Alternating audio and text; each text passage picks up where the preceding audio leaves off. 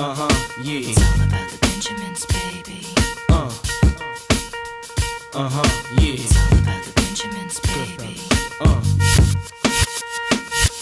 Now, what y'all wanna do? What's up YouTube, Capital G here. People were asking me to do another Marketwatch video and I got a lot of suggestions, a lot of positive feedback, so I figured I'd go ahead and do one. Some of these are just cards that I see trending right now. I got a couple that I believe you can make some profit on, some cards that I would consider picking up.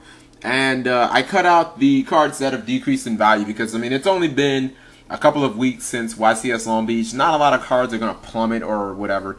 But yeah, you can always have cards rising in price. For my first card that I think is on the rise, EHero Nova Master.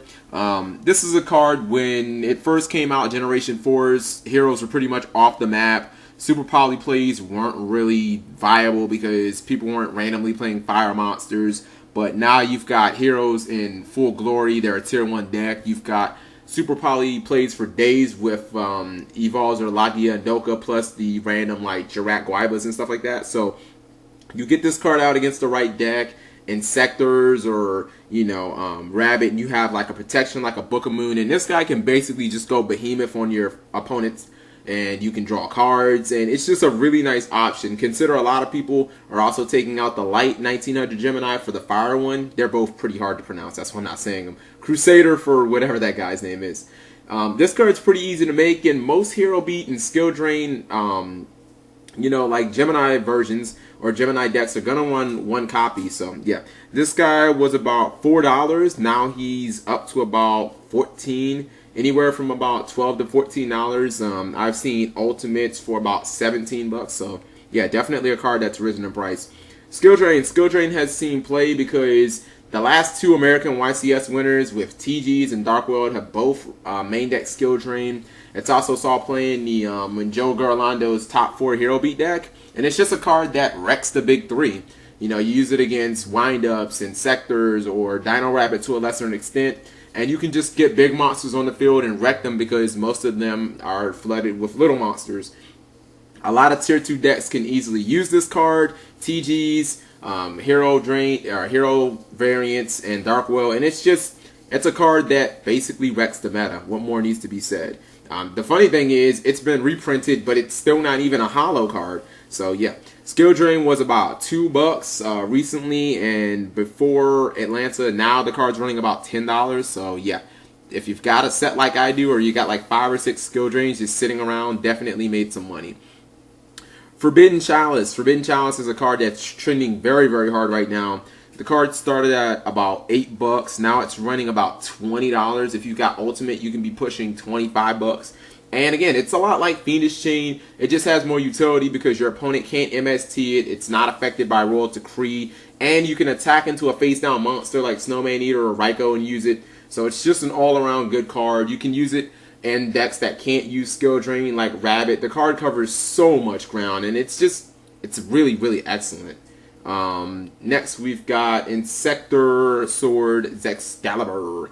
This card opens up Inzektor plays for days, OTKs. It fights against Inzektor's biggest proponents, stuff like Effect Veiler and things like that. It's always going to be a 1-for-1. The card is just masterful. It opens up turn 1 plays and you have Dragonfly and Hornet so that you can actually do stuff, start getting pluses and things like that. So yeah, this was a card that, I mean, I think this has seen a huge fluctuation in price because, I mean, this card, people were throwing these away practically.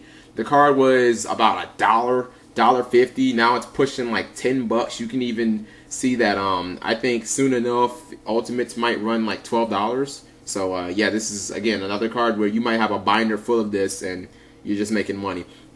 And then my 2 pickups, cards that I believe that you can be able to make money off of over the next 3 months or so, Inzektor Hornet and Tiras, Keeper of Genesis.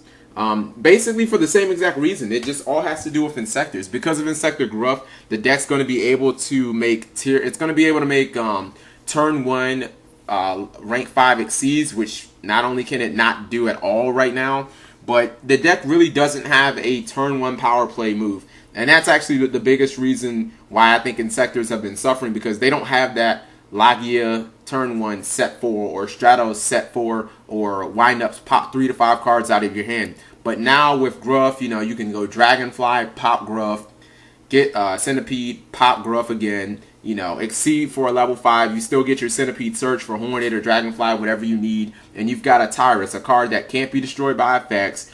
And it's 2,600. And it's just, you still got another card to search. It's just going to be very good. Now, Tiras is getting reprinted, but it's not like it's a super high value card, which is why I don't see the value of the secret rare decreasing at all. So, yeah, I think that high-end players who really want to bling their decks out are still going to be looking for those secret rare cards, which means I don't think the value is going to drop that much by the reprint. Tiras is about $15. I could see it going from anywhere to about 20 to 25. So again, a little bit of money to be made.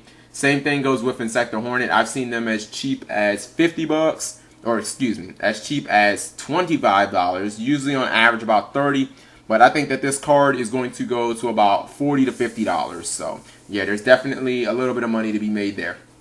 So, let me know what you guys think. If you think that I missed out some cards. And thank you for watching as always. When more fluctuations happen, maybe after YCS Dallas or stuff like that, I'll do another market watch. But stuff has to actually happen in the meta for the card prices to be affected. Thanks for watching, guys.